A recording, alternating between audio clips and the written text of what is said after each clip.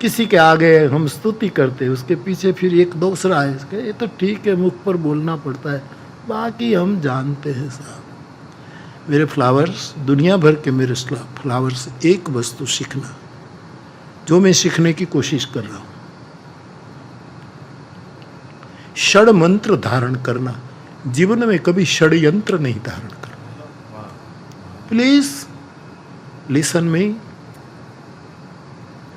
फिर से कहूं, षड मंत्र धारण करना, षड्यंत्र नहीं। तीसरी बार कहूं, षड मंत्र धारण करना, षड्यंत्र नहीं। षड्यंत्र मानी 6 प्रकार की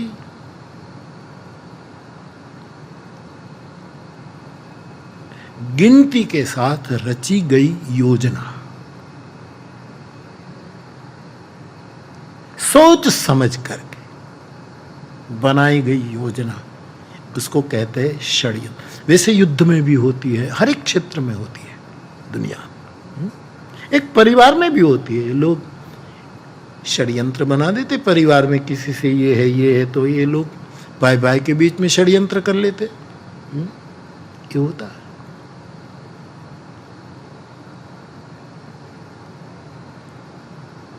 तो वो हम बहुत ध्यान से सुने और समझे। ये षड्यंत्र क्या है? पहला उसका लक्षण मैं आपको बताऊं मेरे प्यारे फ्लावर्स। षड्यंत्र का पहला लक्षण है अफवाह फैलाना। अफवाह। कल हरीश भाई की गजल नहीं थी कि 1 2 5 के साथ हसे मारा विषय नहीं, तुम अफवाह गणी बताओ। अफवाह अफवाह षड्यंत्र के अंतर्गत आता है बेटे, अफवाह। दूसरा,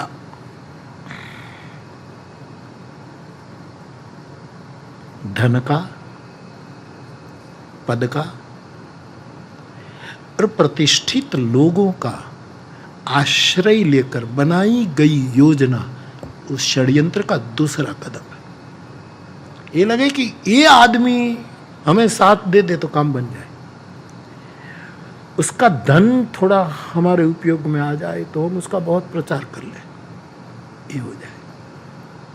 एक कोई प्रतिष्ठित है, कोई ऐसा है, किसी के पास एक ज्ञान का पद है, किसी के पास ये पद है, किसी के आदमी जो उसका हमें सहयोग मिल जाए तो ये कार्य हम आसानी से कर सके। ये षड्यंत्र का दूसरा पहलू है। तीसरा पहलू है लाख सत्य हो तो भी कबूल नहीं करना।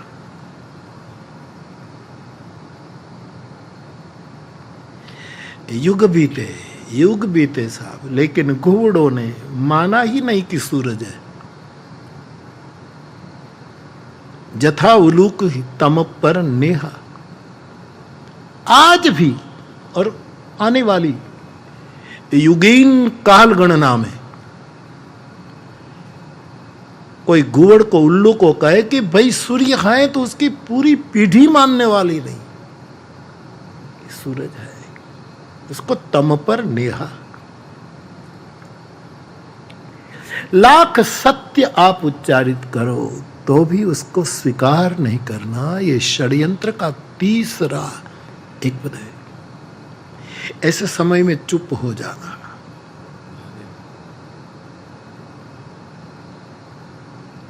भावेश पाठक ने अपना जूनागढ़ वाला, उसका एक बच्चा, ये तो उर्दू में लिखता है ना, हिंदी उर्दू दोनों में। उसका एक शेर में, शेर के शब्द तो उसने एक ठीक कहा कि इस आदमी ने आज तक कोई जवाब नहीं दिया, ये आदमी सच्चा लगता है। इस तरफ का बहुत मार्मिक एक शेर आपने कॉट किया था।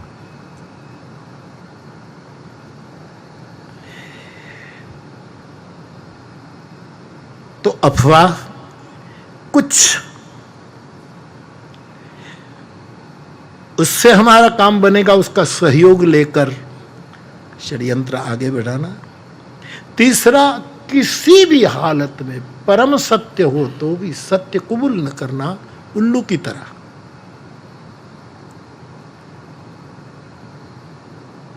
ऐसे समय में आदमी चुप रहे, वो ठीक है। भला बुरा सबका सुन लीजिए, है भली बात सबूरी में, मन लागो मेरो यार फकीर। आबिदा अपनी आवाज में गाती है, कितना अच्छा गाती। अपने गुणुन बैशाह ने बहु गमे संगीत का, उसको टच कितना, उसको बहुत अच्छा।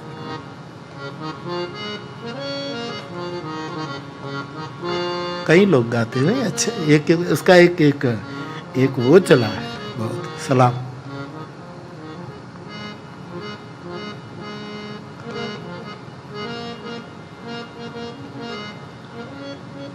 ऐसे समय में चुप रहना। भाई कोकिला में अब तो दादुर को बोलने का समय आया। वसंत चली गई, पानखर चली गई, अब तो वर्षा के दिन आए, दादुर बोलने लगे, जो कल तक उसकी कोई मौजूदगी नहीं थी। एक किसी की कृपा, किसी की करुणा, अथवा तो बनाया हुआ कुछ नेटवर्क के कारण तुम अभी निकले हो जमीन से और ड्राउ करने लगे। कोकिला चुप हो जाती है, हमारे दिन बीत गए। भाई कोकिला मौन। ऐसे में चुप रहना, चुप रहना कायरता नहीं है। यस, सत्यवादी का चुप रहना कायरता नहीं है। हम बोलेंगे तो हमारा झूठ पकड़ा जाएगा, वो तो कमजोर चुप है। इस मौन का कोई अर्थ नहीं। तो चुप रहना, कोई ना माने तो ना माने। षड्यंत्र का चौथा लक्षण है एक ही बात को बार बार समाज में रटते रहना। एक ही बात का फैलाओ फैलाओ फैलाओ। और हमारा मन ऐसा है कि एक ही बात रटी जाए, बार बार हमारे दिमाग पर डाला जाए, तो मन कबूल करने लगता है।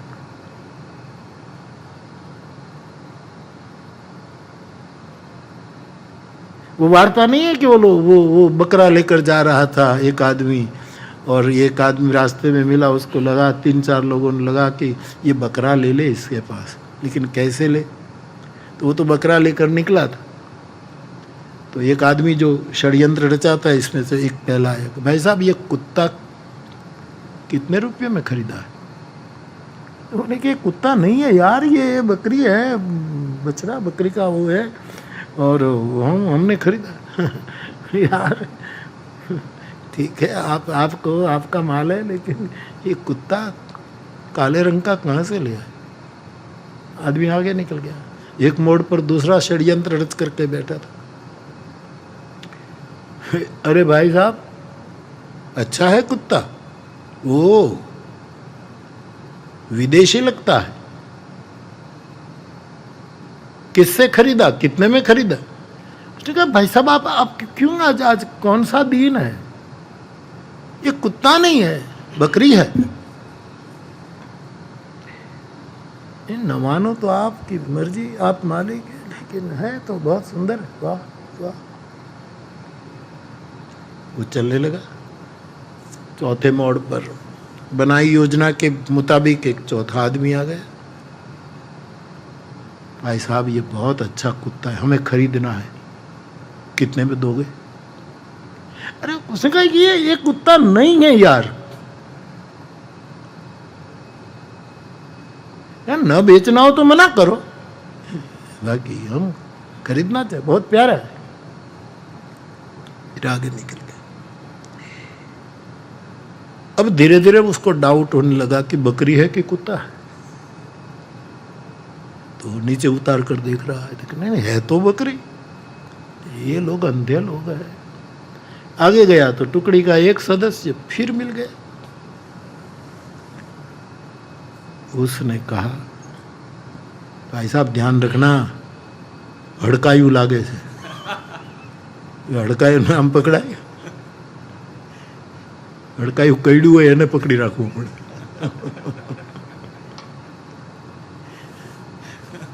હવે કૂતરા હડકાયા નથી થતા, કારણ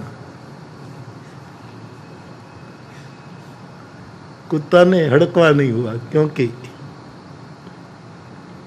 हमने बचपन में देखा कुतरो, एक कुतरो आखा गाम ने दुखी कर दे, जे रमण करतो હોય.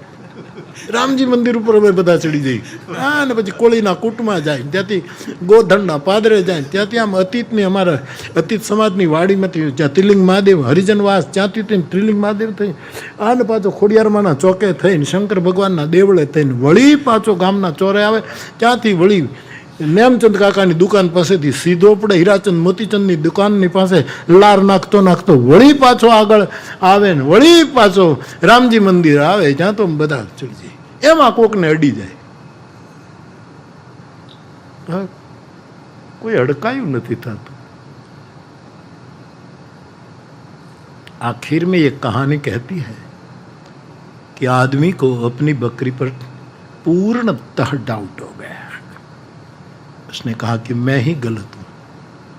ये हड़काયું કૂતરું મને જ કાપશે. અત્યારે એને આવેશ અવતાર નથી લાગતો, वरना तो અહીંયા જ બટકા ભરી જાય. उसने बकरी फेंक दी और चल पड़ा, भागा कि मेरा पीछा करेगा तो मुझे काट लेगा. और कहते 1 किलोमीटर चला गया, दिखता बंद हो गया. तो पांचों ने षड्यंत्र किया था, वो आकर के बकरी लेकर ले गए. एक असत्य को बार बार आप रिपीट करें तो कालांतर में हमें आभास होने लगता है कि यही सही है, यही सही है. कर्णोपकर्ण, ये चौथा लक्षण है षड्यंत्र का, जो बार बार उसको आप बताओ. 4 हुआ ना बेटा, चौथा लक्षण. 5वां लक्षण है बड़ा प्यारा लक्षण.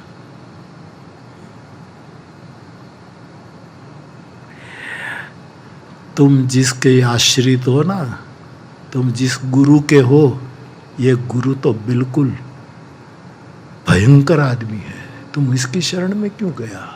ऐसी बात बनाना और गुरु पद छुड़वा देना.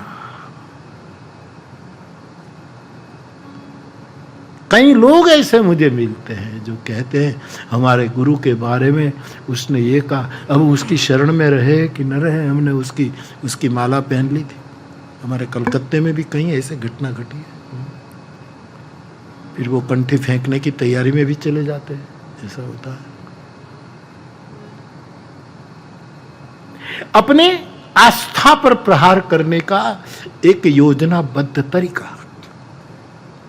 क्योंकि उसको बल मिलता है गुरु पद से, और उसको गुरु पद से जो स्खलित कर दिया जाए तो हमारा कार्य सफल हो जाए. क्योंकि गुरु कवच है, जब तक गुरु कवच है तब तक इसको गिराना मुश्किल है.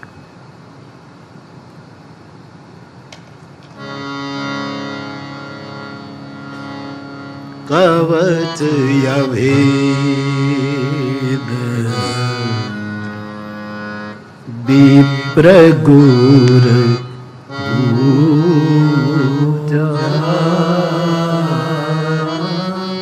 कवच अभेद विप्र गुर पूजा,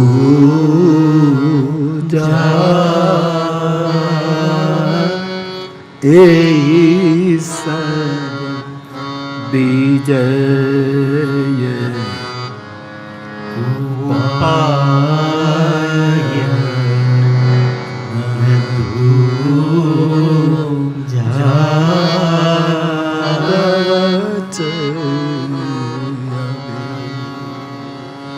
जो हमारा कवच है उसके बारे में किसी प्रकार उसका हनन करके हमारी आस्था का भंग करना, ये भी एक क्षण. इसमें देवता भी आ जाता है, मंत्र भी आ जाता है, ग्रंथ भी आ जाता है. हमारा ग्रंथ ये उससे हमें दूर करने की कोशिश की जाए. रामायण में क्या है? राम राम राम राम क्या है? एक भ्रमित कर दिया जाए। इस षड्यंत्र का 5वां पहलू है।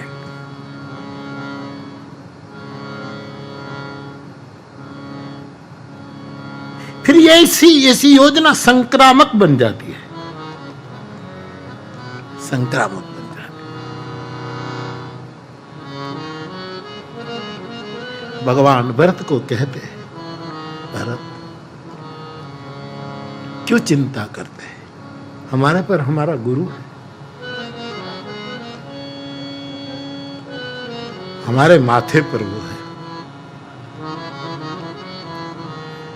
माथे पर मुनि मिथिलेशु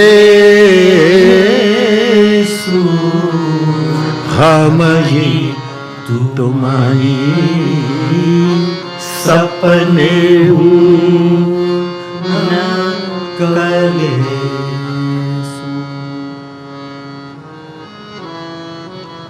गुरु है, मुनि है, मिथिलेश है, हमें क्यों फिक्र, हमें काहे की? लेकिन तुम्हारा धर्मांतर करा दे प्रलोभन और भय देकर। ये 5वां पहलू है षड्यंत्र का।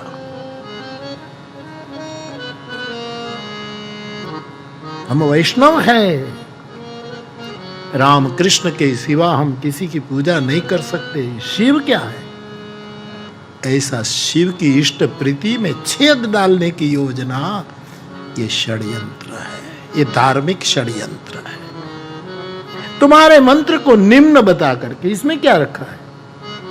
हमारे गुरु ने ऐसा मंत्र दिया था। गुरु जो बोले वो मंत्र है, उसमें न शास्त्र देखे, उसमें कुछ नहीं। इसमें क्या रखा है?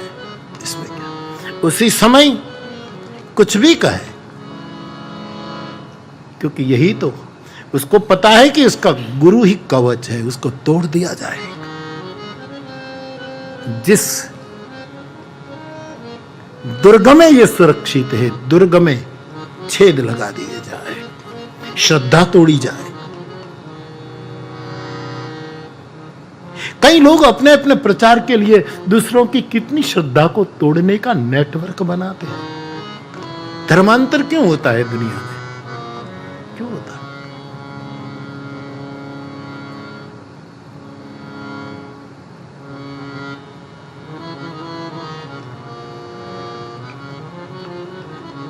और योजना सफल हो जाए तो उत्सव मनाने वो षड्यंत्र का 6ठा हिस्सा है।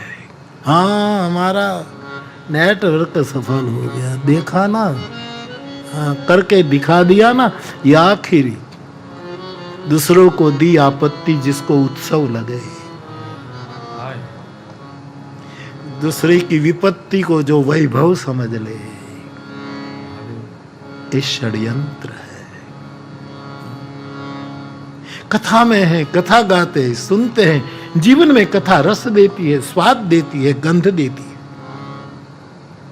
शब्द देती है, हमें स्पर्श करती है। कथा शब्द देती है, शब्द तो है, स्पर्श करती है, शब्द स्पर्श रूप। कथा का बिलग बिलग रूप है। रामायण सतकोटि अपार। कभी ये कालिका है, कभी ये गंगा है, कभी करताली है, कभी कुछ है, कभी ये गाय है, कभी कल्पतरु है, क्या क्या नहीं है, कभी ये सदगुरु है।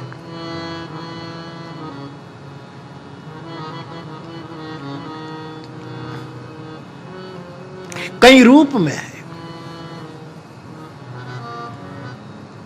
ये हम उसी का रस ले रहे, इसलिए विशेष आनंद प्राप्त करने के लिए, विशेष प्रसन्न रहने की एक ये कीमिया है, एक ये प्रोसेस है कि हम ऐसे जिए। हो सकता है इसमें कोई मैं कोई कठिन बात तो कहता ही नहीं, कि हम कर सकते। थोड़ा प्रमाणिक बनकर निर्णय करें। षड्यंत्र से हम बच सकते। बड़ा खतरनाक होता है षड्यंत्र।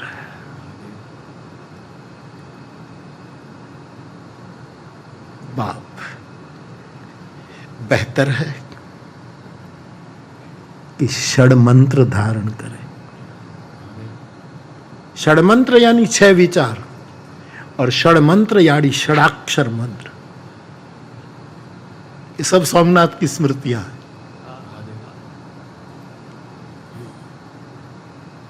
महादेव की कृपा।